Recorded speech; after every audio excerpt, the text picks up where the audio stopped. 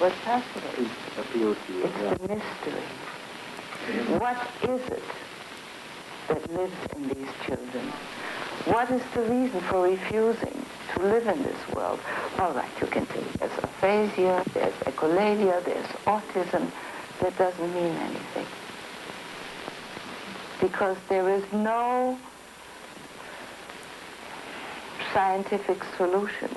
And as long as there isn't, all we can do is create an atmosphere for the child we are working with that makes it possible to approach the child. It's a preparation to live in this world. I cannot give you a scientific answer.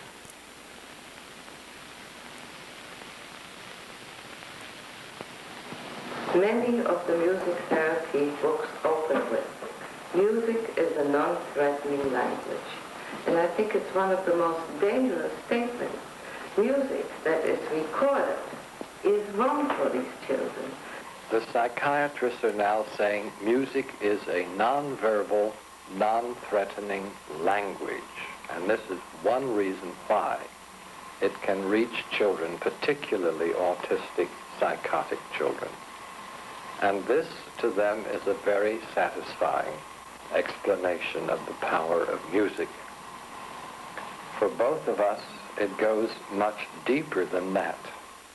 I think there is a whole world of research that we need to explore, because I believe that the development of rhythm and keener perception of pitch and melody is an important basis for laying the foundation for language. Obviously, we must start somewhere. As many children are nonverbal and remote, we usually pick up whatever natural expressions come from the child, put these into a musical improvisation, and return a musical portrait to the child. This is where the music child begins.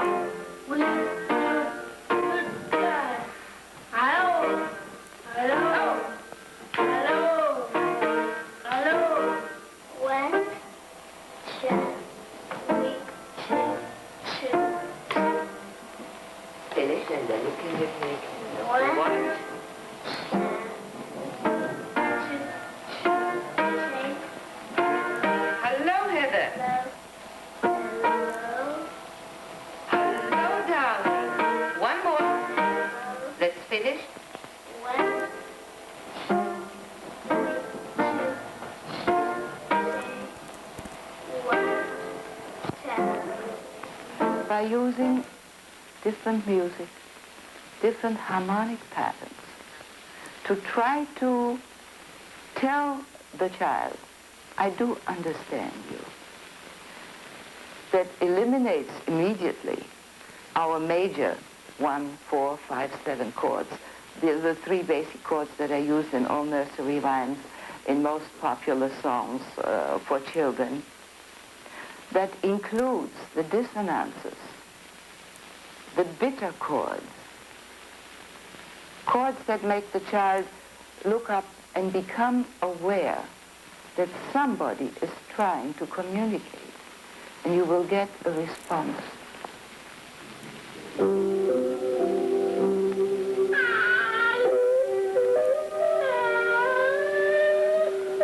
Improvised music child into his inner emotion is the answer. So what is music? Any succession of single tones that a child produces becomes a melody. You connect the single tones and you interpret and return to the child a musical picture of himself.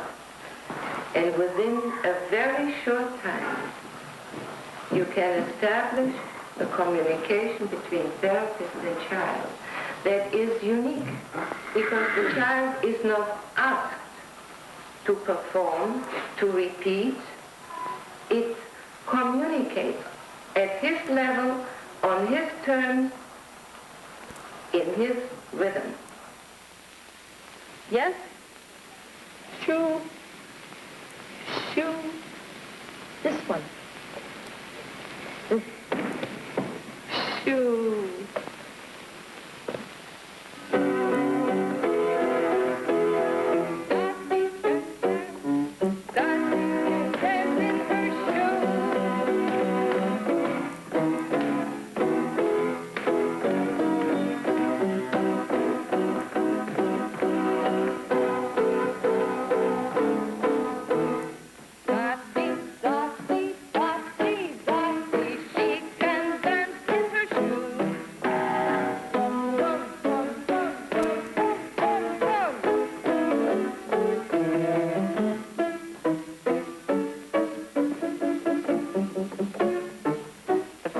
Communication is approached differently for two basically different types of children.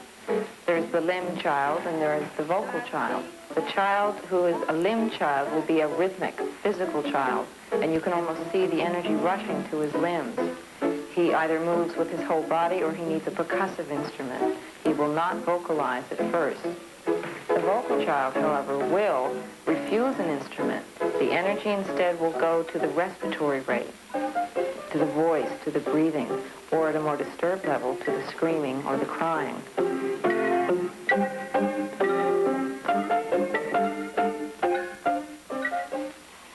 If his emotions are wild and disturbed and disordered, they become ordered in music, and he has an emotional experience to the piece of music you're giving him, bringing to him, and to which he is responding.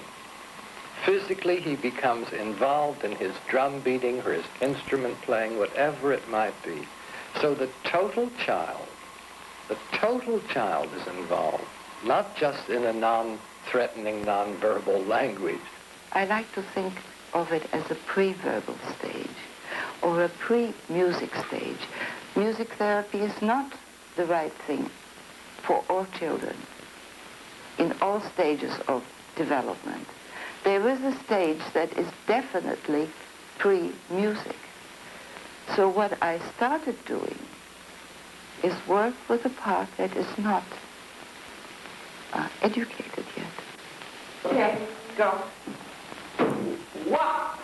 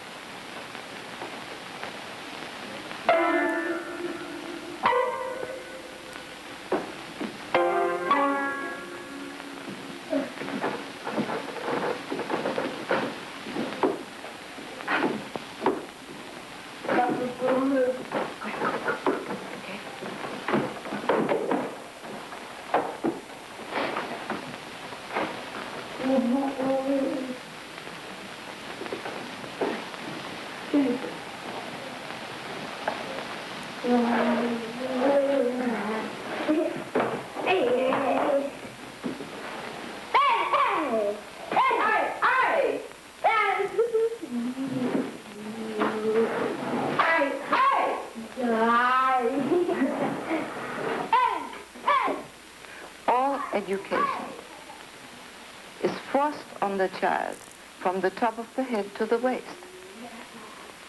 So the child is continuously on the defense. He has used the feet, for kicking, the legs for running, incessant running, movement, but he wasn't aware of anything that was possible there.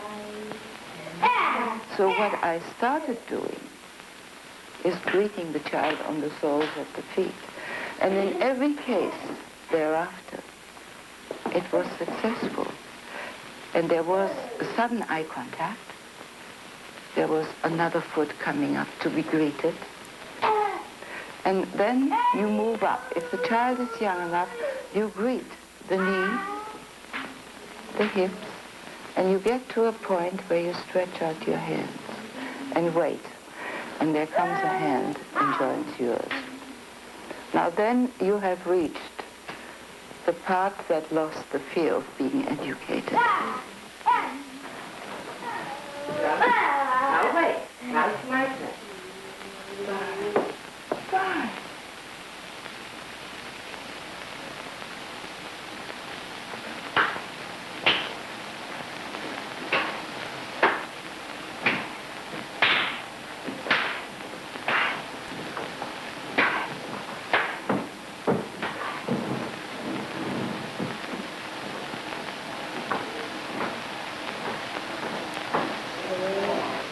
And especially in one case, with a child who was totally, in this case, nonverbal, with autistic tendencies. You know, the diagnosis read like a tic-tac-toe problem. There's psychotic, schizophrenic, autistic tendencies. Well, this child was young, 5½. And when I came back to that child the second time, he was on the floor with one foot up and a music box playing, waiting to be taught.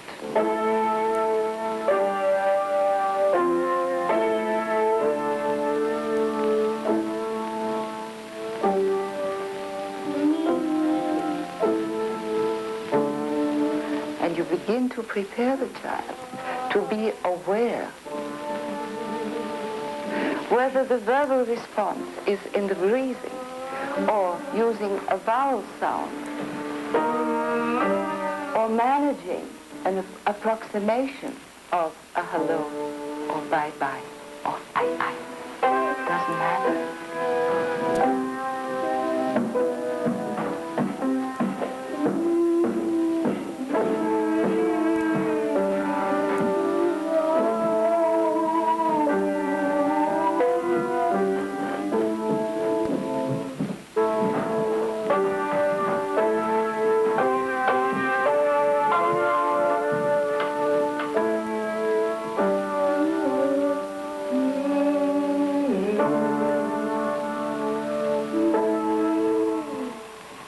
Here you have a child who doesn't speak. Perhaps he screams. You improvise. Music that suits this screaming child. Maybe hyperactive music, or perhaps very apathetic but crying music. And the child begins to cry in the tonality of your music. This is the birth of the music child. Why should he do it? Kathy, first session, September the 23rd, 1975.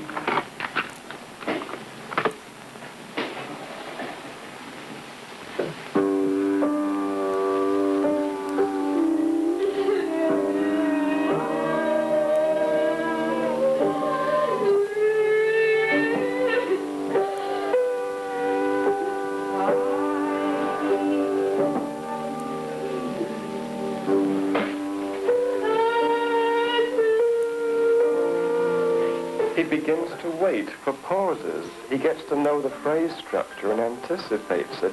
And out of his agitation or distress, he is crying and screaming, but something in him knows when the music is going to come to the end of a phrase. He anticipates it, and the scream is placed there. This is the music child. It's musical sensitivity.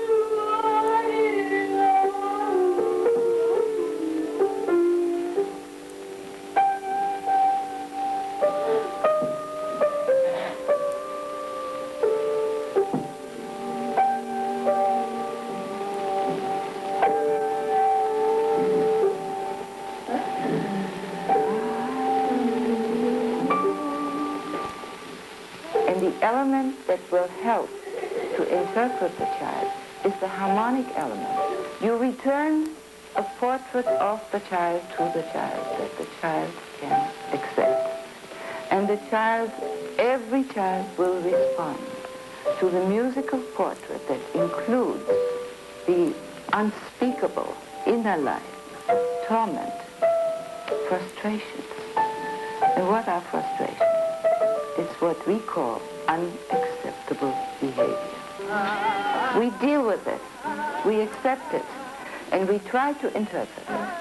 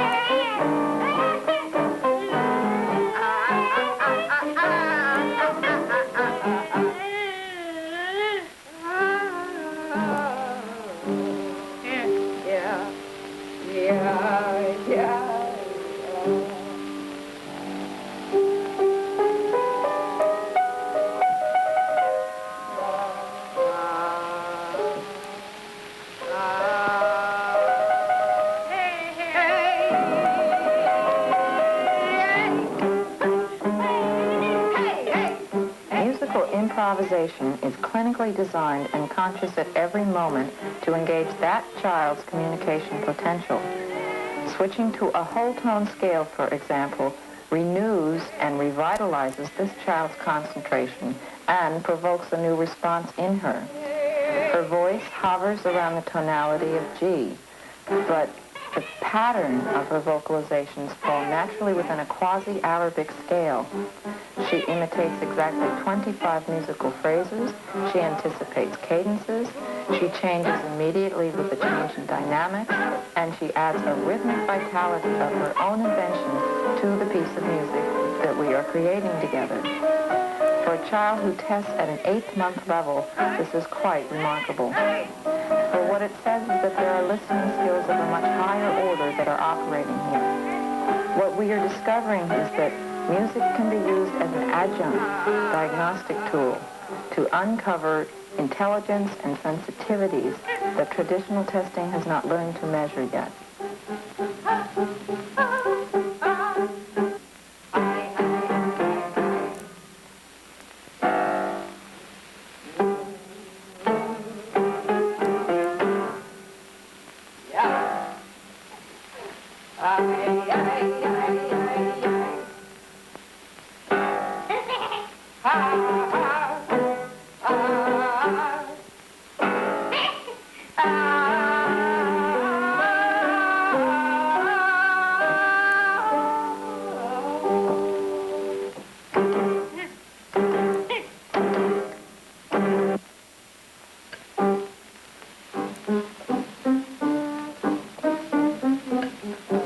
The music child functions regardless of handicap.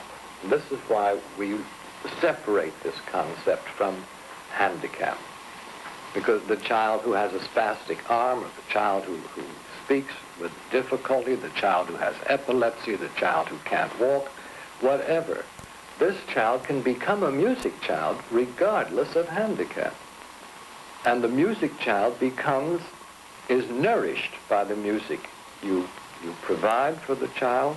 It becomes more and more skillful in its physical, motoric, musical activity or in the use of his voice.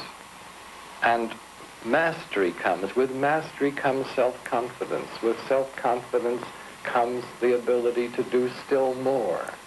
And this, then, is something that works from within on the child's personality, on the child's individuality, which is not handicapped. The real being that lives within the child isn't handicapped. Oh,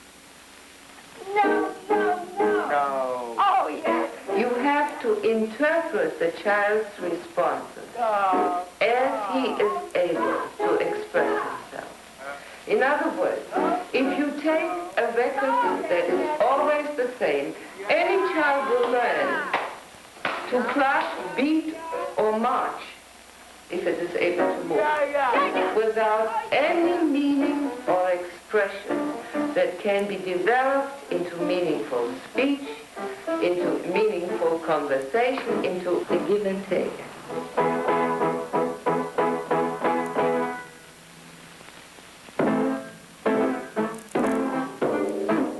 You sing, "How are you?" Point to the drum and he goes, "Ta, ta, ta." It's his music child doing it. You haven't said, "Imitate me on the drum." You don't need to.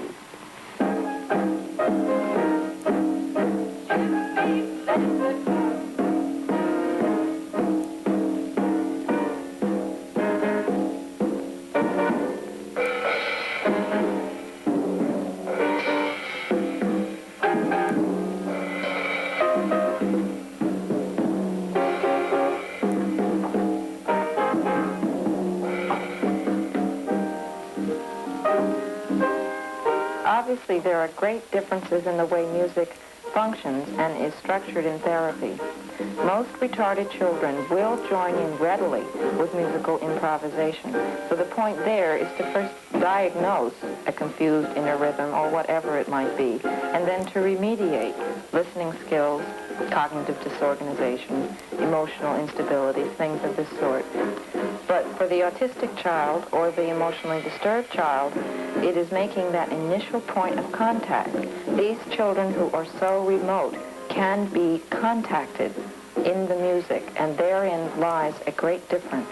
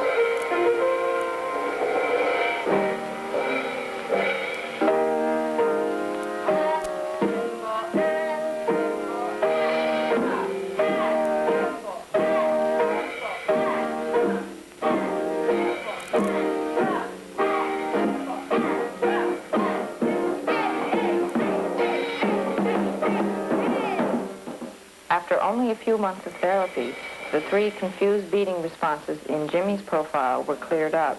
In particular, a tendency towards a compulsive beat of 90 beats per minute. At this time, he has attained close to complete rhythmic freedom.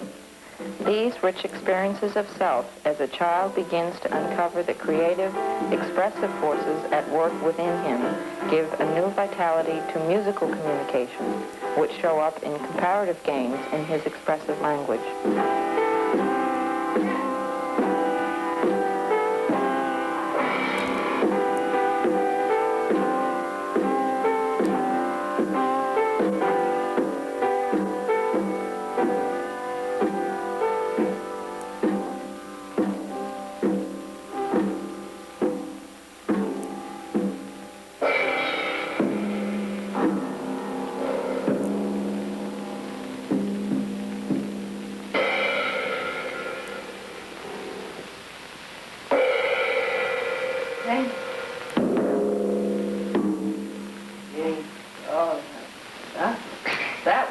It was nice.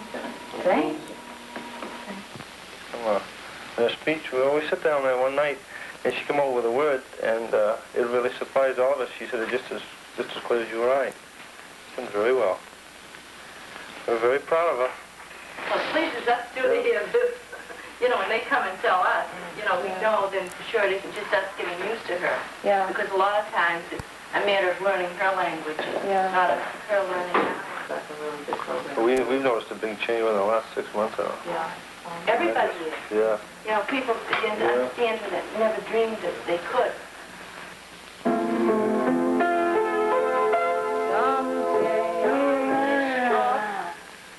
Upon us and wake up where the clouds are far behind me, yes, where trouble smells like lemon drops away beyond the chimney top. That's where you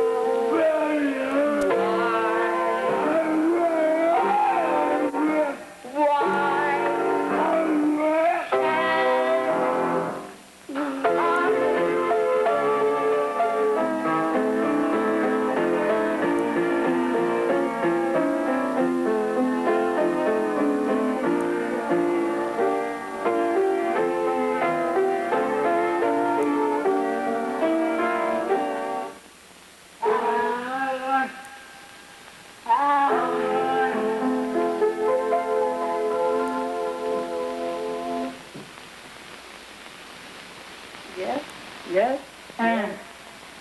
Thank you.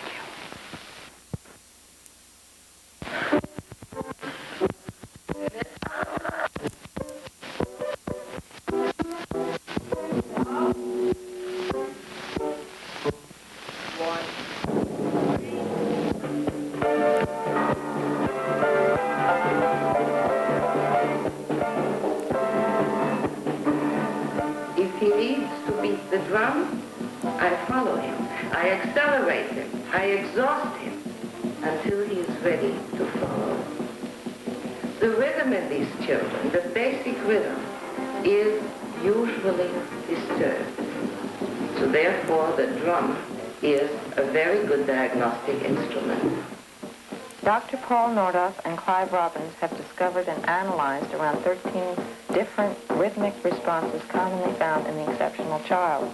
What makes this research so fascinating and so usable is that the types of musical disturbance a child reveals in an improvisational session such as this gives a portrait of the pathological features of personality and functioning. This child's profile reveals a compulsive beat of 230 beats per minute, plus emotional forced beating and chaotic confused beating.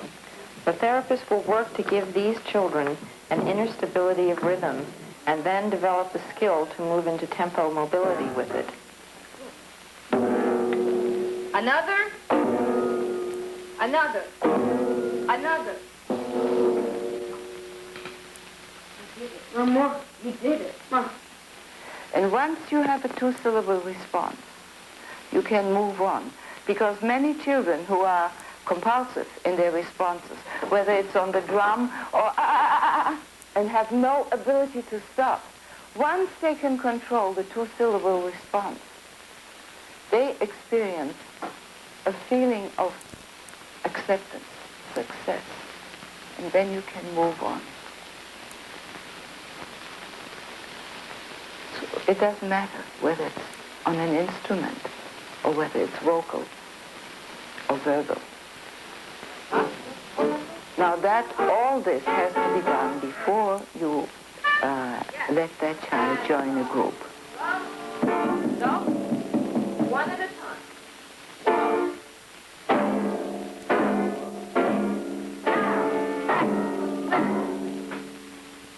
Symbol. You prepare each individual child using the basic structure of the same beginning and the same end. Between the hello and the goodbye, you try to interpret the child as the child needs it, giving him the security, the confidence, the trust, and the willingness to participate. Tommy, get ready.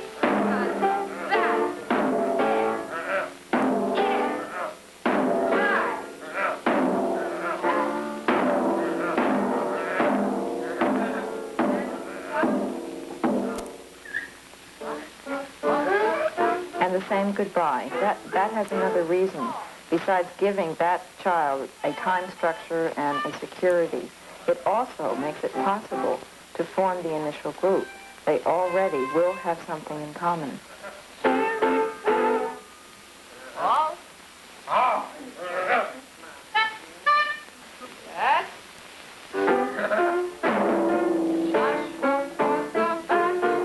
Paul. Good. Tommy and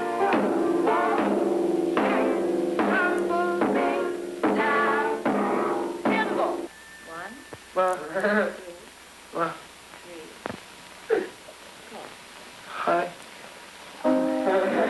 E.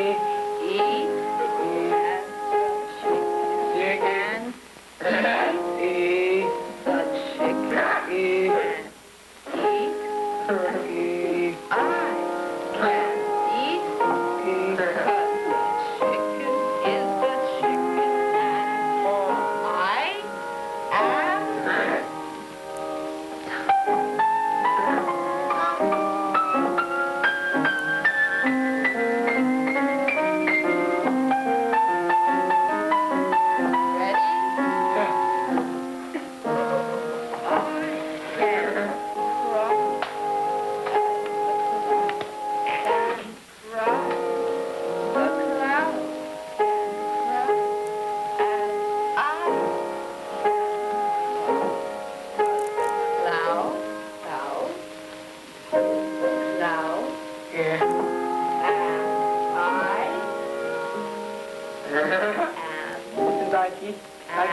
Ike. try again. And I am. Who are you? Yes, Tommy, that's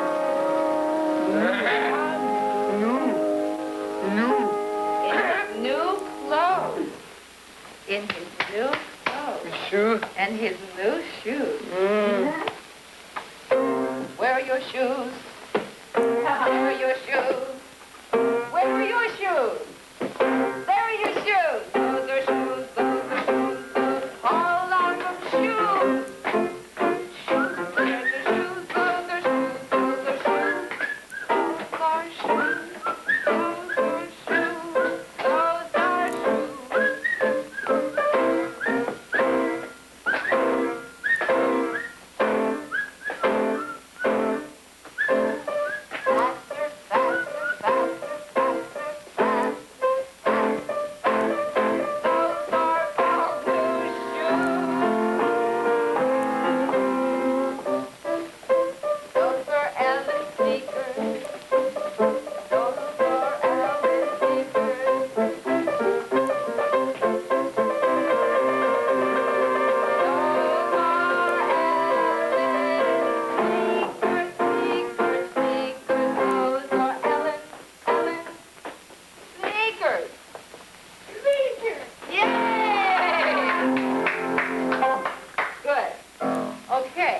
In music, you've got beat related to form, related to emotional experience of melody and harmony, and in a song, this is related to words and to an idea.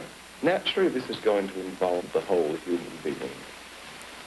And if the song has special associations for children because it's a play song or a greeting song or a song that has concepts that's important to them, they will retain it and want to sing it. It's an island of meaning in a largely meaningless world, or a world that is not too comfortable to be in. And they can meet each other in it, and you have social relationships in this work. God!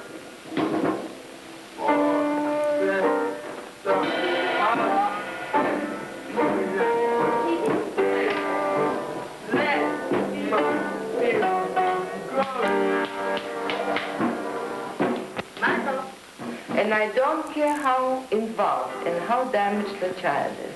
I'm amazed every single day at the power of retention when the material presented accepts us as human beings. And I think that is at the bottom of everything.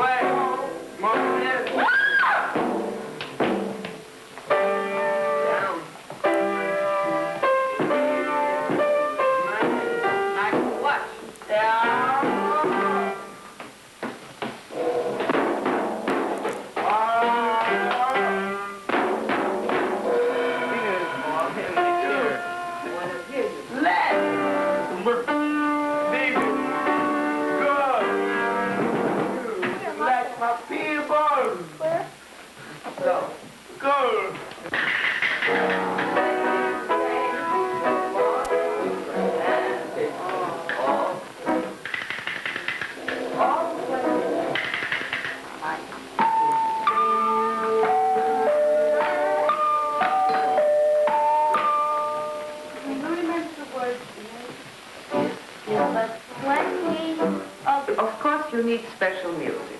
I found most of my material in the compositions of Nordoff and Walden. They have worked with children, they have understood these children, and have composed for and while working with these children.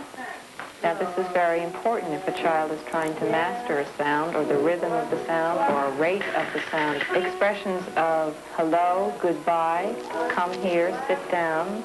These are usually voiced in the interval of the fourth, and Nordoff makes conscientious application of the intervals to ease the child into spoken language.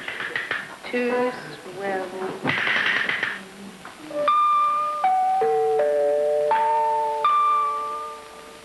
What time today?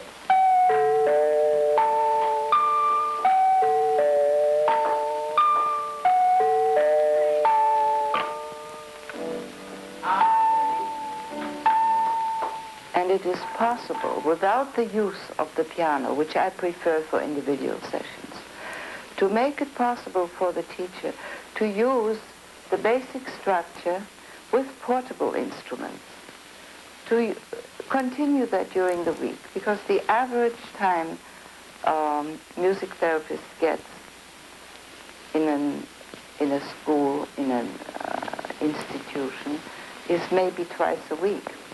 So you can familiarize the teacher with the material. And as long as we talk about material, it has to be quality material. The instruments have to be quality instruments. And make it possible for the classroom teacher, with very simple means and single-tone instruments, whether it's a set of resonator bells or single-reed horns, or lyres, or pentatonic zithers, to use that as she needs it during the week. Does she have to know how to play an instrument?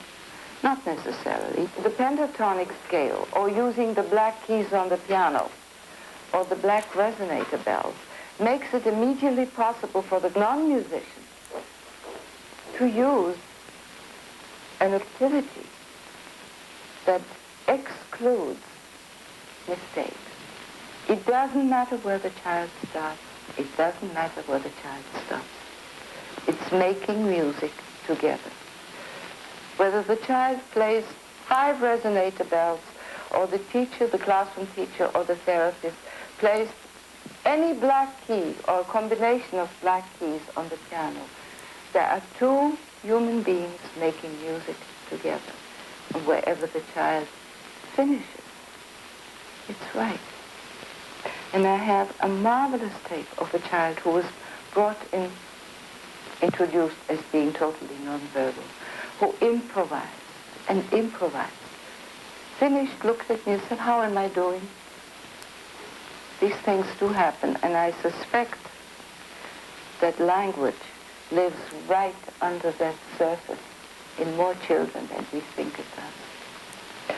And the speech therapist and the music therapist and the speech pathologist should work together and accept each other. That's a luxury and hope for the future. And that's the only way music therapy will survive.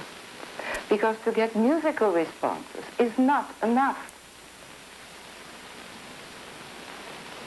To use music therapy independently is at best getting musical responses and leaving the child where it was before.